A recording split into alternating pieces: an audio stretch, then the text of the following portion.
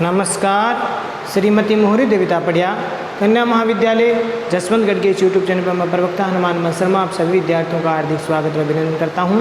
प्यारे विद्यार्थियों, बीए तृतीय वर्ष की कक्षा में हिंदी साहित्य विषय के अंतर्गत आधुनिक काव्य जो आपका प्रथम प्रश्न पत्र है उसमें कवि जयशंकर प्रसाद जी की जो रचना है कामायनी, उससे महत्वपूर्ण जो प्रश्नोत्तर उनको हम देख रहे हैं। प्यारे विद्यार्थियों, जयशंकर प्रसाद जी की जो कामायनी महाकाव्य रचना है उसका जो सरदा सर्ग है अर्थात जो तीसरा सर्ग सरदा सर्ग है कामायनी का, उसके महत्वपूर्ण प्रश्न जो है प्रश्नोत्तर हम चल रहे हैं।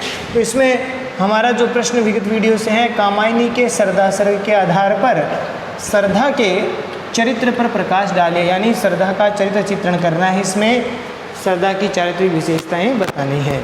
तो प्यारे विद्यार्थियों, इसके बारे में हमने भूमिका पढ़ चुके हैं और विगत वीडियो में हमने सरदा सर्ग का परिचय और उसका क्या सार है वो भी हमने देख लिया है।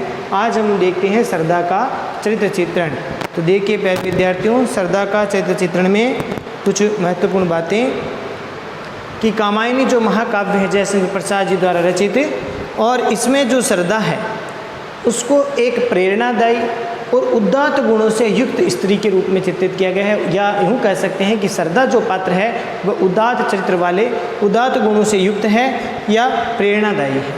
तो कामायनी महाकाव्य में सरदा को बहुत अधिक प्रेरणादायी और उदात्त जो गुण है, उदात्त का अर्थ होता है ऊंचा या महान, तो ऊंचे गुणों से श्रेष्ठ गुणों से युक्त सरदा को बताया गया है। इस रूप में इस पात्र को चित्रित किया गया है। यहाँ तक बात समझ में आ गई। सरदा एक उच्च गुणों वाली और प्रेरणादायक पात्र है। और महाकाव्य की दृष्टि से बात करें तो सरदा यानी जो जिसको ही कामायनी कहा गया है, सरदा ही क्या है, कामायनी कहा गया है सरदा को ही।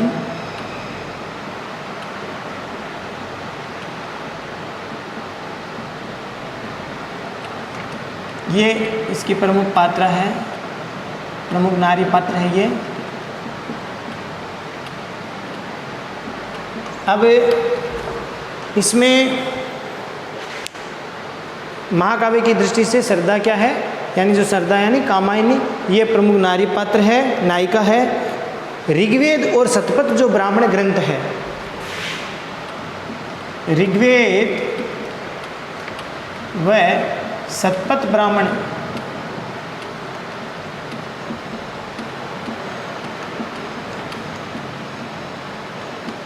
इसमें सरदा को काम गोत्रजा बताया है। काम गोत्र में उत्पन्न हुई, काम गोत्र में जामनो उत्पन्न हुई। इस कारण से सरदा को काम गोत्रजा में उत्पन्न होने के कारण सरदा को कामायनी कहा जाता है।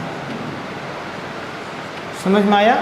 तो काम को ऋग्वेद में शतपथ ब्राह्मण जो ग्रंथ है उसमें सरदा को काम गोत्रजा बताया गया है। इसी कारण से काम गोत्रजा में उत्पन्न होने के कारण सरदा को कामायनी कहा जाता है, यह कहा गया है। प्रसाद जी ने, जबकि जयशंकर प्रसाद जी ने सरदा को गंधर्व देश की, जयशंकर प्रसाद जी ने कामायनी को गंधर्व देश की राजकुमारी, गंधर्व देश की कुमारी है वो बताया है, जबकि शतपथ ब्राह्मण और ऋग्वेद में उसको काम गोत्रजा बताया गया है। मनोवैज्ञानिक भाव से अगर बात करें तो अगर मनोवैज्ञानिक भाव भूमि में अगर मनु मन है तो सरदा हृदय है। अगर मनोवैज्ञानिक ढंग से बात करें,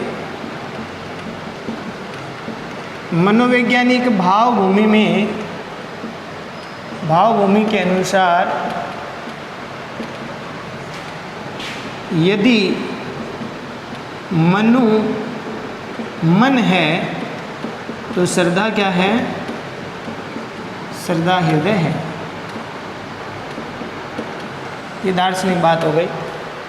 मनु मन है तो सरदा हृदय का प्रतीक है। और इस प्रकार से जब मन और हृदय का मिलन होता है तो आनंद की प्राप्ति होती है।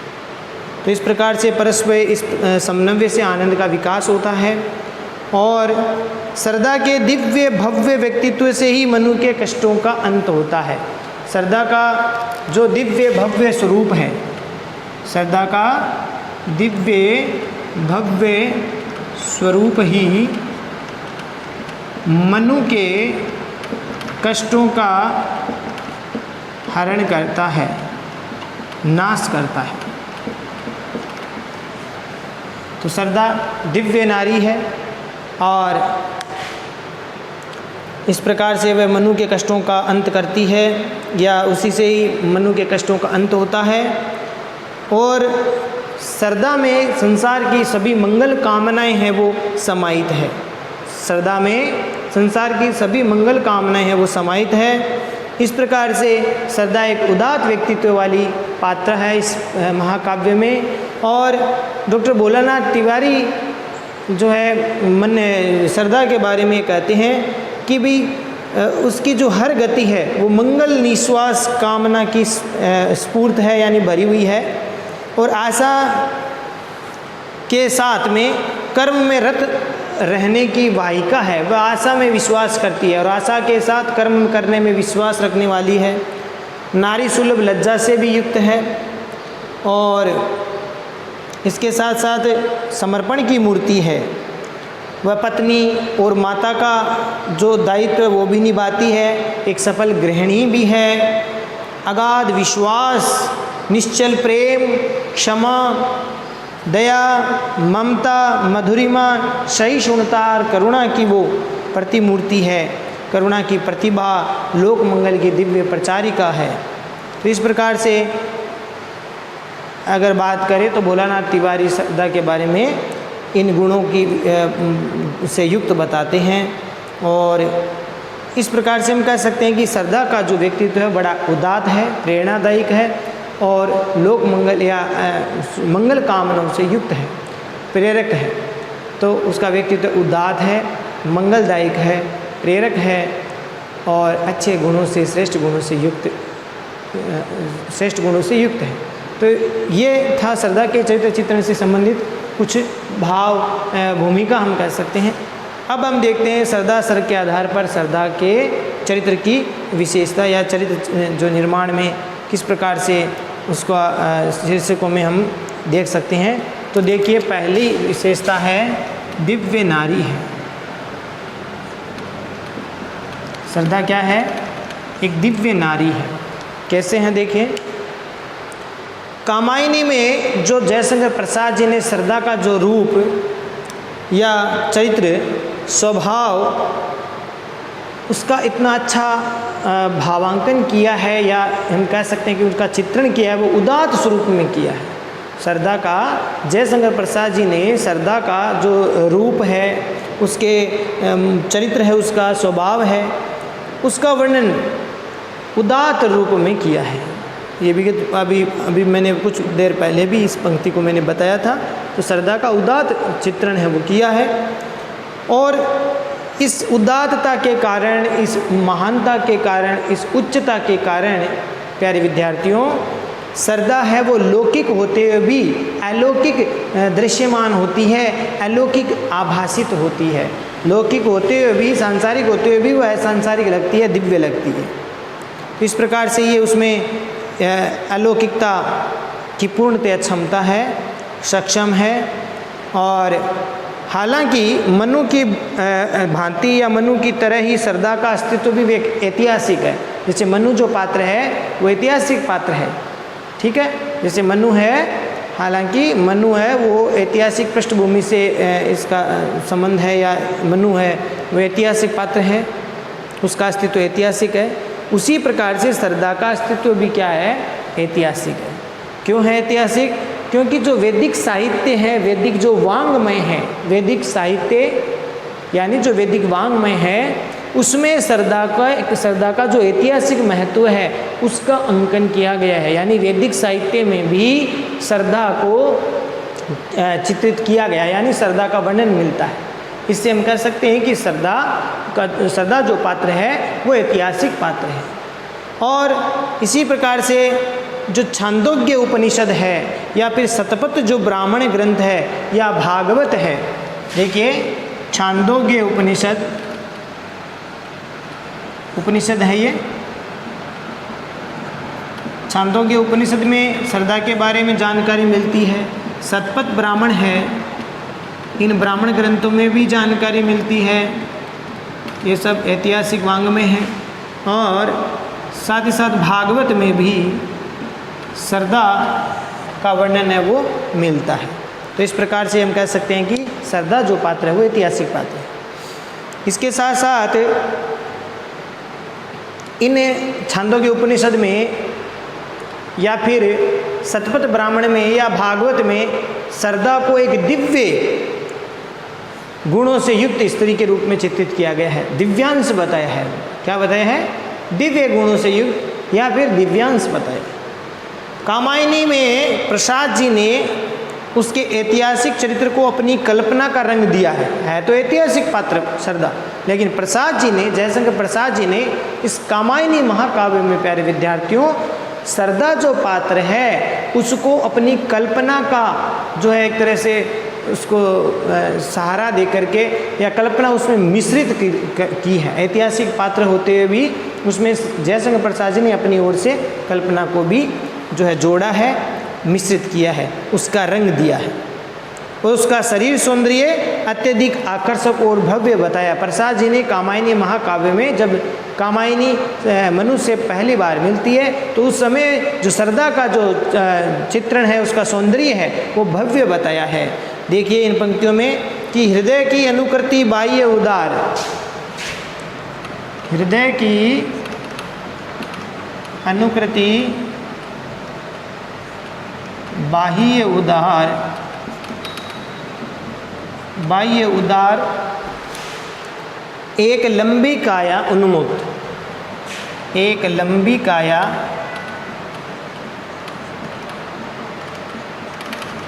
उन्मुक्त,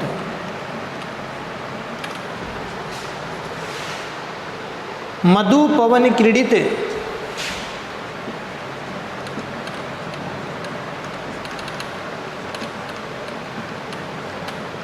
मधु पवन क्रीडित ज्यों शिशु साल,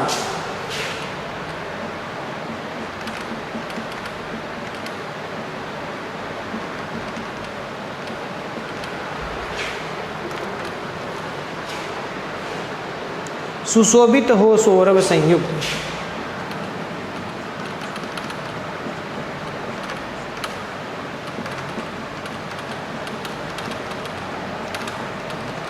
तो इन पंक्तियों में प्यारे विद्यार्थियों संयुक्त है ये। इसमें श्रद्धा का जो रूप सौंदर्य है, शारीरिक जो आभा है, शारीरिक सुंदरता है का वर्णन किया है कि श्रद्धा हृदय की अनुकृति बाह्य उदार, यानी श्रद्धा जैसे हृदय से कोमल है ऐसे ही उसी की अनुकृति, उसी के अनुसार उसका बाह्य शरीर भी उदार है, कोमल है। एक लंबी काया व लंबे शरीर, लंबे कद काठी वाली है, लंबी काया अर्थात लंबे शरीर वाली है, अर्थात लंबी कद काठी है उसकी, उन्मुक्त है, स्वच्छंद है, मधु पवन क्रीडित जूं, जैसे बसंत ऋतु की हवा या वायु से, मधुर वायु से, जैसे शिशु साल मैंने छोटा साल का जो वृक्ष है वो जिस प्रकार से हिलता है, उस पवन से सौंदर्य की अनुभूति उसको होती है या ऐसे सुंदर वो लगता है जो साल का वृक्ष है।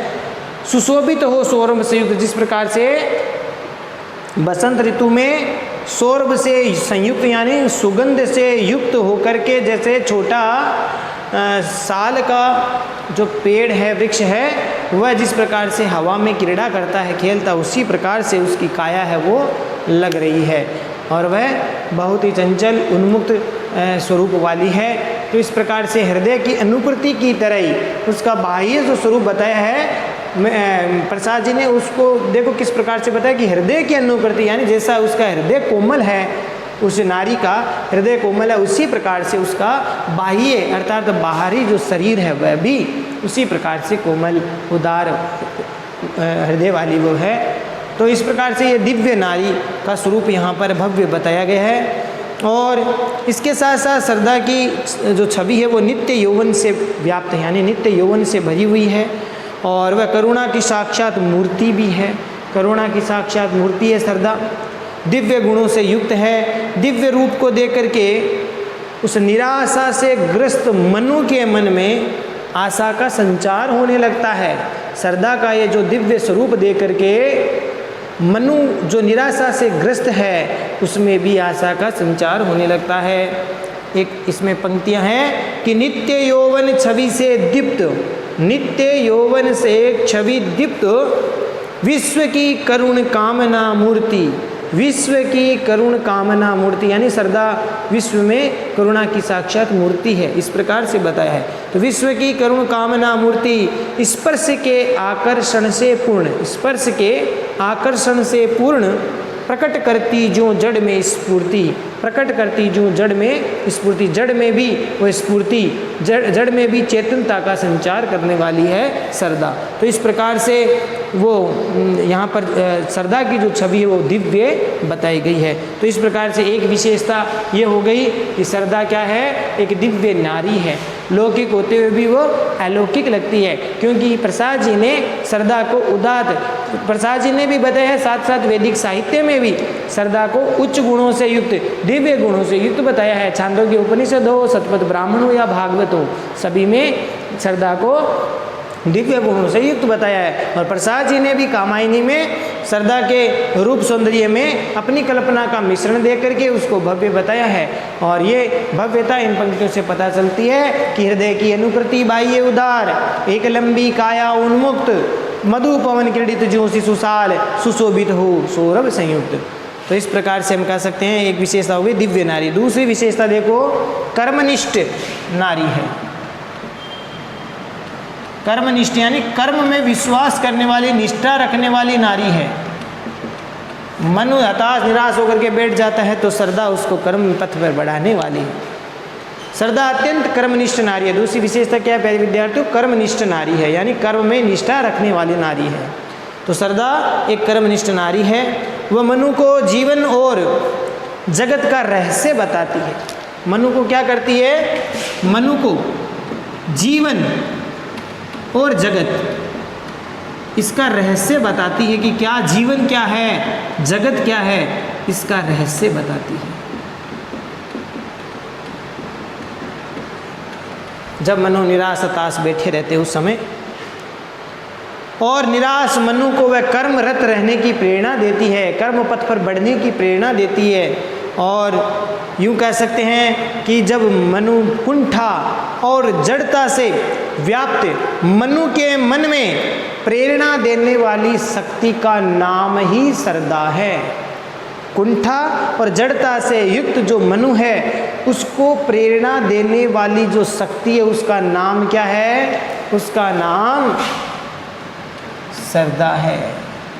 वह मनु के जो मनु जड़ और कुंठित होकर के निराश होकर के बैठ गया है उसमें प्रेरणा का संचार करने वाली शक्ति सरदा है। प्यारे विद्यार्थियों, वह सृष्टि के परिवर्तनशीलता को या सृष्टि के इस बदलाव के रूप को भी ईश्वर प्रदत्त वरदान मानती है। सरदा है वो सृष्टि के परिवर्तन को, परिवर्तनशीलता को ईश्वर का वरदान के रूप में वो समझती है, वरदान मानती है। और निराशा के क्षणों में भी कर्मरत रहने की और संघर्ष के साथ जीवन जीने का संदेश वो देती है।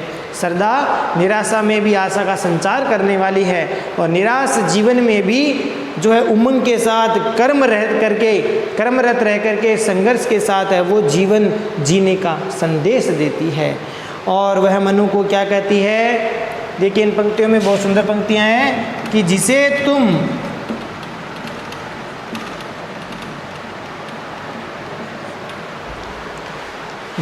तुम समझे हो अभिशाप, जिसे तुम समझे हो अभिशाप,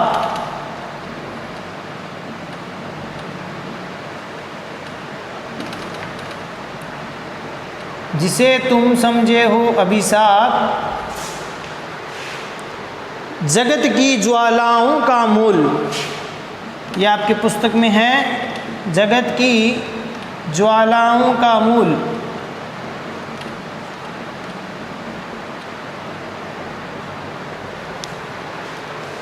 ईश का वह रहस्य वरदान, ईश का वह रहस्यमय वरदान।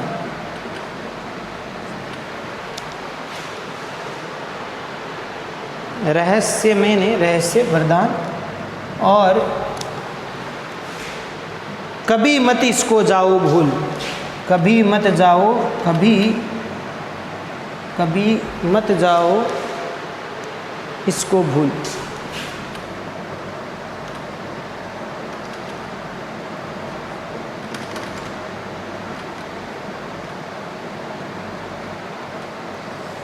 तो इन पंक्तियों में देखिए सरदा निराश मनु को समझाती हुई कहती है कि जिसे तुम समझे हो अभिशाप, हे मनु तुम जिस जीवन को अभिशाप समझ रहे हो, जिसको तुम जो है संघर्षों से भरा हुआ या इस झंझावातों से भरा हुआ समझ रहे हो, और जगत की ज्वालाओं का मूल, हे मनु तुम जिस इस जीवन को संसार की सारी ज्वालाओं यानी दैहिक देविक भौतिक तापों उसका मूल जड़ समझ रहे हो, असल में वह क्या है, सरदा की दृष्टि में क्या है कि वह ईश का वह रहस्य वरदान, वह ईश्वर का रहस्य से युक्त वरदान है, ईश्वर का रहस्यमय वरदान है।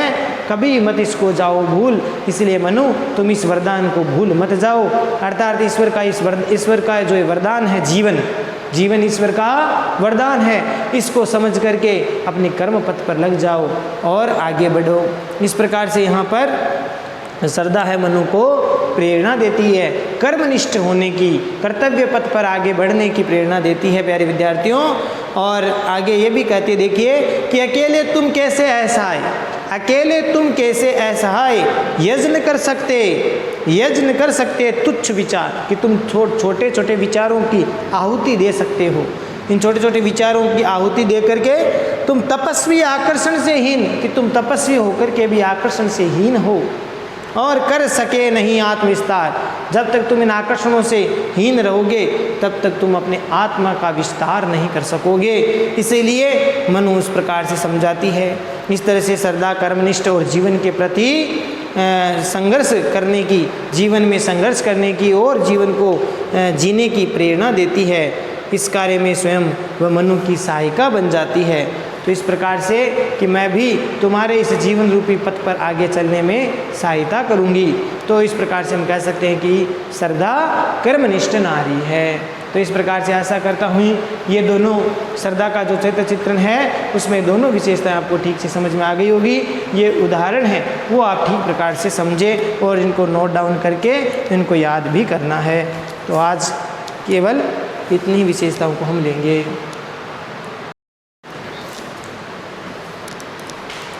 प्यारे विद्यार्थियों, आज के लिए बस इतना ही। अगले वीडियो में पुनः उपस्थित होंगे इसी प्रश्न के आगे के भाग को लेकर के, यानी आगे की विशेषताओं को, जो सरदा का चरित्र चित्रण है उसके आगे की विशेषताओं को लेकर के।